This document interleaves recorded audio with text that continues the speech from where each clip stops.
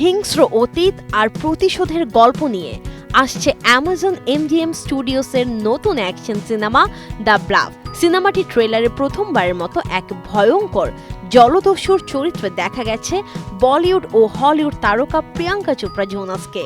তার বিপরীতে আছেন হলিউড অভিনেতা কার্ল আরবান।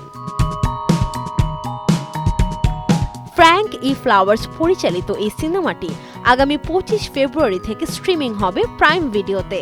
প্রযোজক হিসেবে আছেন জনপ্রিয় নির্মাতা জুটি জো ও অ্যান্থনি রুশো।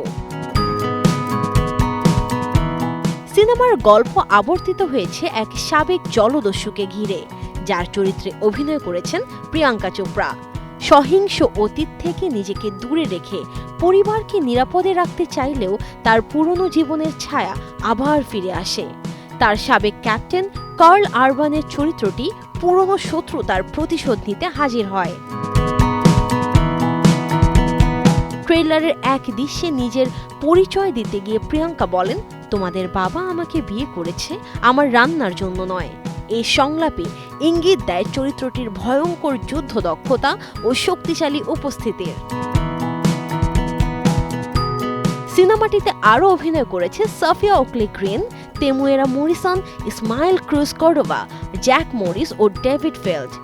চিত্রনাট্য লিখেছেন ফ্র্যাঙ্ক ই ফ্লাওয়ার্স ও জো বলারিনি। প্রযোজনায় রয়েছে এইচবিও এবং সিনেস্টার পিকচার্স।